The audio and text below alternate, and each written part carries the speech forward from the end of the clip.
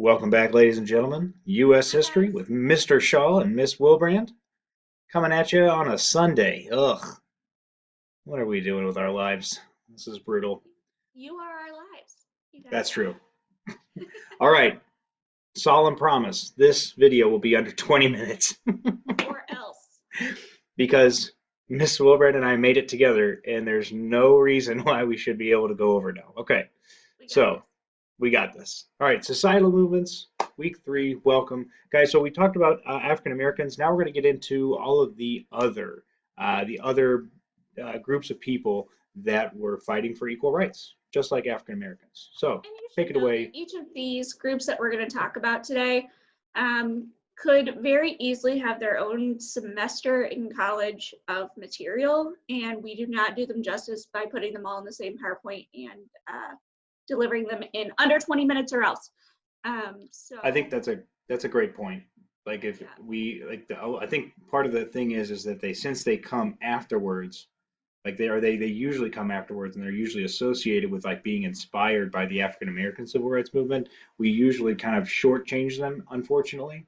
Um, but there's a lot of stuff that we could talk about these, even continuing to this day.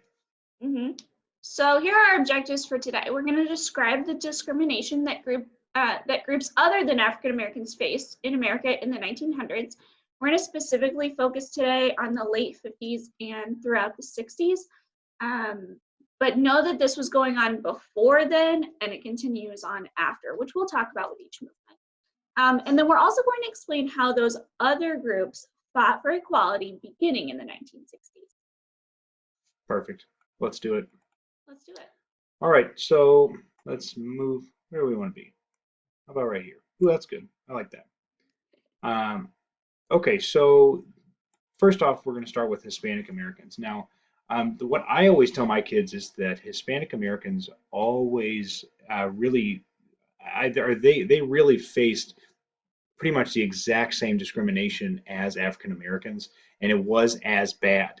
So instead of like what we always talk about, like segregated drinking fountains and things like that, like the like no coloreds, like that applies to Hispanic Americans as well.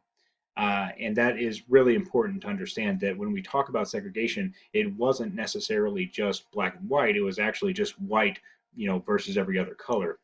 But anyway, so that's my first point again, that they are like the more discrimination they faced, it was going to be further west and then south.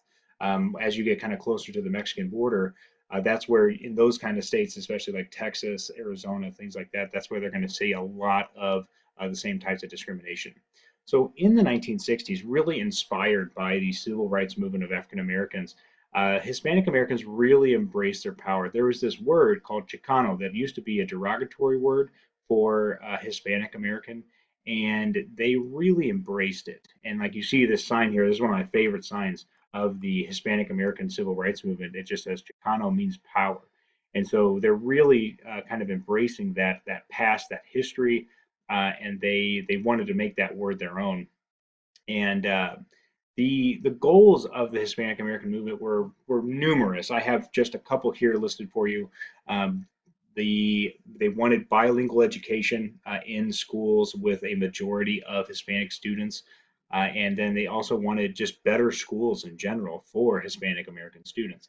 Again, think of the segregated schools like we talked about with African Americans. The same is true for Hispanic Americans. They were going to be in segregated schools, and they were going to have a lot of trouble getting equal access to education, even though that was supposed to be guaranteed to them uh, theoretically by the 14th Amendment.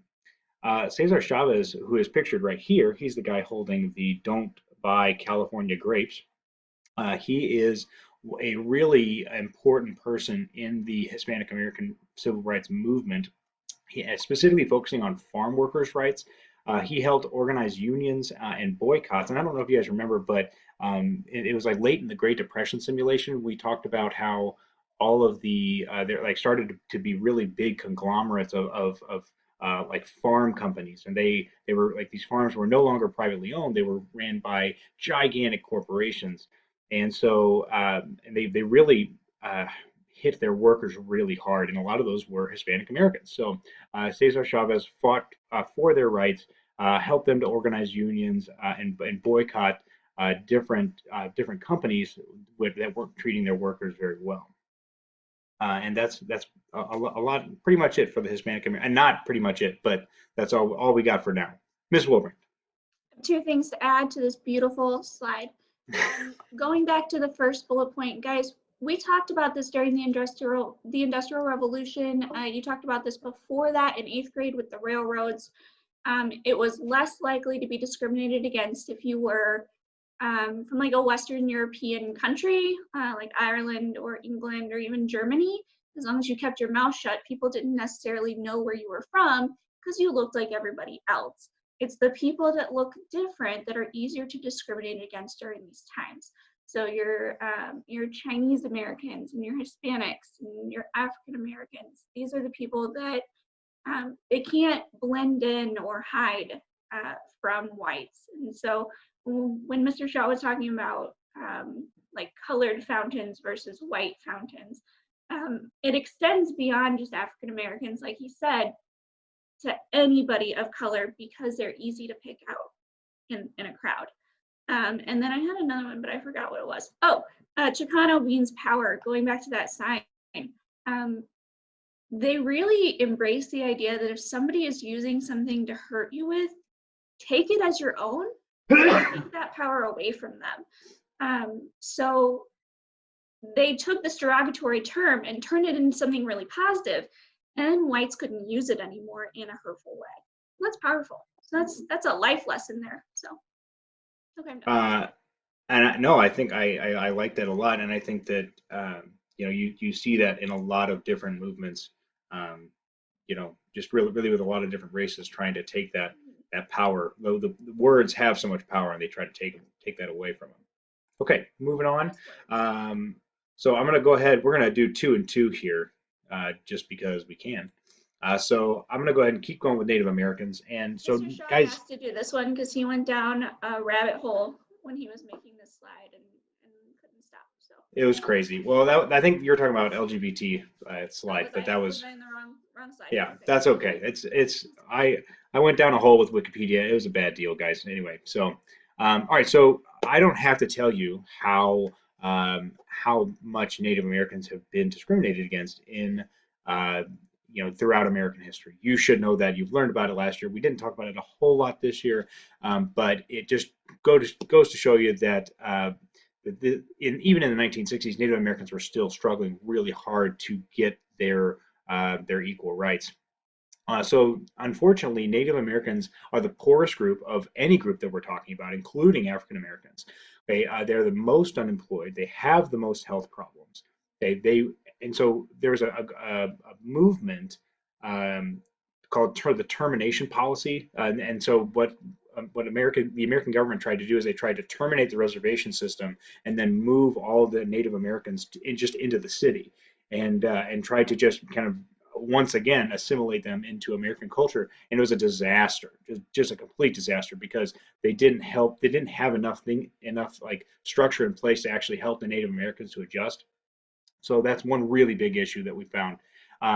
So this termination policy, and just in general, all of the things that Native Americans face, starts what's called the American Indian Movement, also known as AIM, and that is a Native American rights organization formed to combat police brutality, specifically nearby reservations.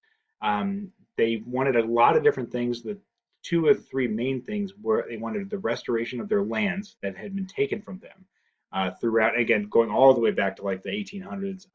And then they also wanted more help transitioning to American culture.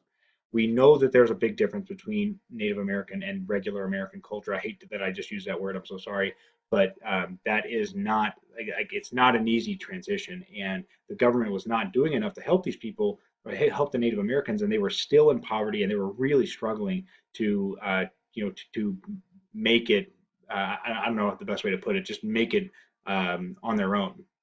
The other thing they wanted is like more like fishing and timber rights. Like on nearby their reservations, they didn't really have a whole lot of that, but that's not overly important. for you guys right now. So also just a big connection here to the civil rights movement. The American Indian movement led a march on Washington to protest the many treaty violations of the federal government.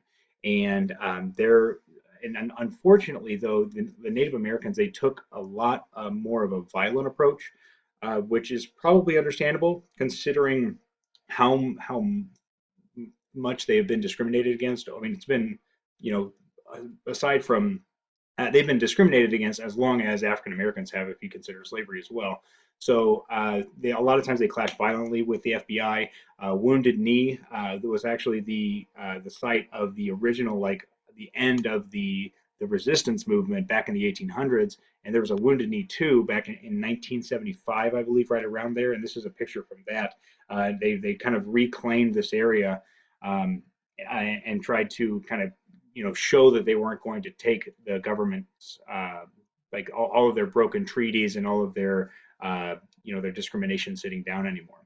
So anyway, I've talked a lot about Native Americans. So there's a really cool thing on day 3, I believe, is you're going to learn about the occupation of the island of Alcatraz, and you'll really love that as you learn more about that.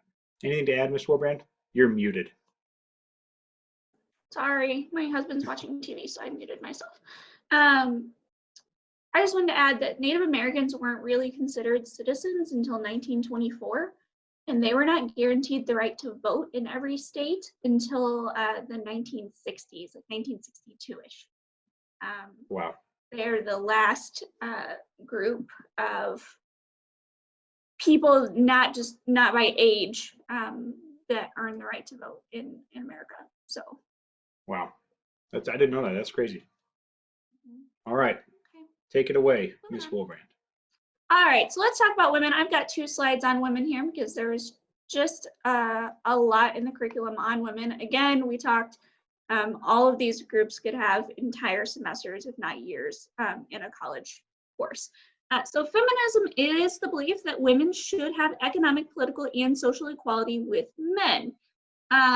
There is a counter argument to feminism that say that, this is just a fun fact for you, that feminists have earned that right, women have earned that right, and now are pushing and asking for too much. And so there's a push for men to have equal rights now, which is interesting. So something to look into in your free time. So you can go down your own Wikipedia rabbit hole if you would like. There's always another side to every story and every movement. Feminism does gain momentum in the 1800s. We know this. We talked about women getting jobs in industrialization. It happens before that with African Americans being freed, women seeing that freedom, women seeing African Americans, specifically African American men, getting the right to vote, and asking themselves, well, if African American men can have the right to vote, why can't I, a white woman, have the right to vote? And I know that's a racist outlook on it, but you have to remember the times. And so that fight continues on until the 1920s with the 19th Amendment, when women earn the right to vote. And then it kind of, I don't want to say like dies out, but I would say goes dormant as we enter World War II and women really find their place in factories and as single mothers, doing their best for their country. And then when their husbands come back, they gladly give up those spots to their husbands in the factory and they go home, and we see that Leave It to Beaver mentality, I Love Lucy, 1950s, ideal traditional family where she puts on her pearls and her dress and her heels and she cooks dinner and takes care of the kids, and her husband comes home and he sits in his armchair and he reads his paper, and she does everything at home and he earns the money out in the world. But by the 1960s, things change. The number of women in the workforce increases to about 40% in the 60s, and they start finding their voice again and really gaining that momentum.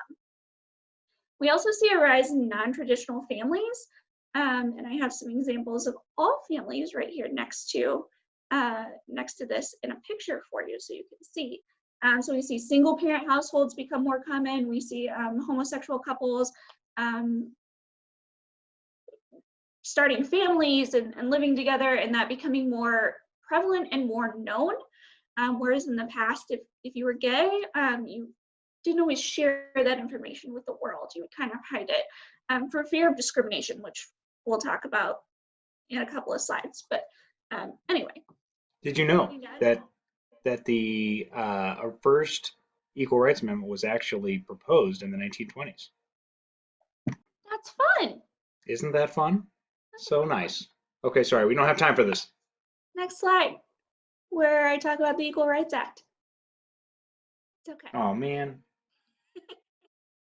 Well, I was saying that so because it was just you talked about the 20s. I apologize. Continue. No, you're good. I don't mention that it was first suggested in the 20s. I don't mention. I don't have a good spot for both of us. So I'm just going to put you here. Put me over now. Everybody look at now, and then you can put us over that. That's fine. The National Organization for Women, NOW, really kicks it up. It's an organization whose goal was to, quote, confront with concrete action the conditions which now prevent women from enjoying the equality of opportunity, which is their right as individual Americans, and more importantly here, people, as human beings. They're going to do a whole lot for women. They're going to be the driving force on the legal side of a lot of issues for women. These are the women and men join now as well, that march on Washington and talk to legislative leaders and really push for equality for women. And we do still have now today, so pretty cool. The Equal Rights Amendment, as mentioned earlier by our fantastic Mr. Shaw, was originally proposed in the 1920s, but then and then passed by Congress in 1972. But what most people don't know is Congress can pass an amendment, but the states have to ratify it. And we'll learn all that in government together here coming up. Not my kids, because you'll be an AP Gov with Mr. Shaw, where you belong. So they needed 38 states to approve this amendment once Congress passed it for ratification, which would put it in the Constitution, right? That's what that means.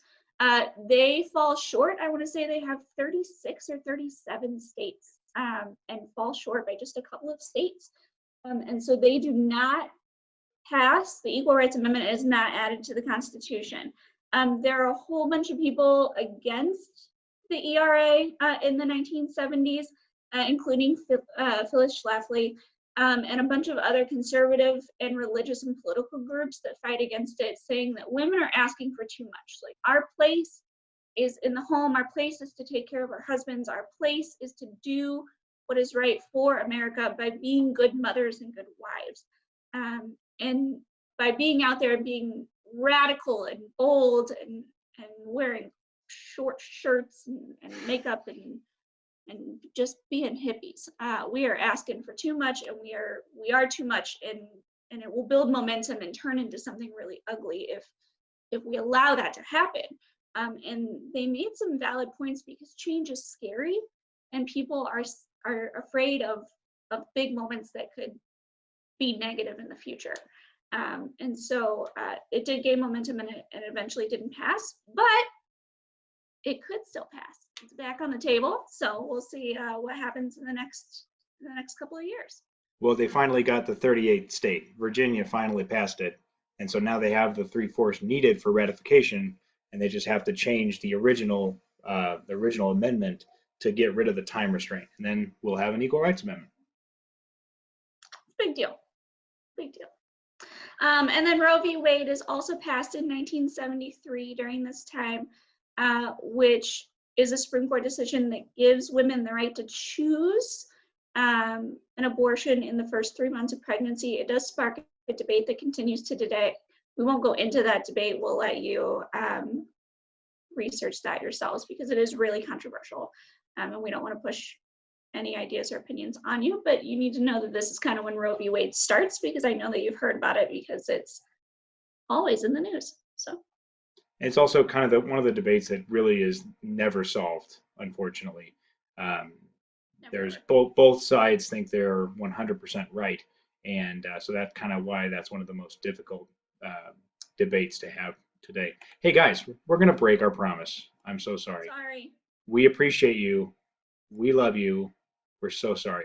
It was probably my fault. Okay, I'm going to go through again. This is the LGBTQ civil rights movement.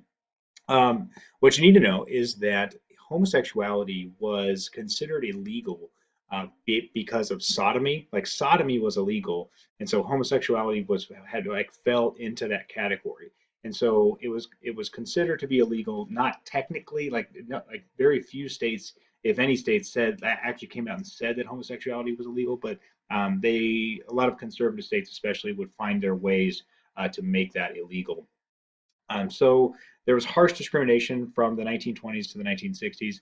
Uh, the Stonewall riots are in New York City marked the beginning of the gay rights movement. Basically, really briefly, the Stonewall Inn was a gay bar that was owned by the mafia, and the mafia like overcharged for drinks, and but they paid off the police to stay away because they didn't have a liquor license, but the police would continue to kind of raid that, and they would arrest people and that were like women were supposed to like wear feminine clothing. Men were supposed to be wearing pants, and if they weren't wearing pants, like they would be arrested and things like that. So anyway, one day when they broke in, I believe it was in 1969, I want to say, and they and just a huge riot broke out, and that was the Stonewall riots. Again, it went on for a few days after that, and it started the gay rights movement. And so these riots led to what's known as the Gay Liberation Front, which was the first openly or the first group to openly advocate for equal rights for the LGBTQ community. And what's interesting about that is just that it's not like as Miss Willbrand said earlier, like this group of people really had to stay in the shadows for a number of years, like decades really, before the 1960s and before the Stonewall riots really started this conversation about equal rights for for the LGBTQ community. Again, I'm skipping over so much stuff, guys, but what you should know, and I wanted to include a kind of a happy note here, is that in 2015, Obergefell v. Hodges was a Supreme Court case that legalized gay marriage, and so that is one big victory that the LGBTQ community has received or has achieved rather. And that basically limits states can no longer limit someone's right to get married just because they are homosexual. So anyway, that's one really big. There's a lot more stuff to talk about though. If you guys want to research it, it's really a really interesting movement. It kind of picked up back again in the 1980s, and there's just a lot more to talk about than the minute and a half that I gave to it. So anything to add, Ms. Wilbrand? No, that's just 2015. Jeez. Yeah, that's That's really, and again, and there were people who were fighting very, very harshly against that. And again, mostly conservative states.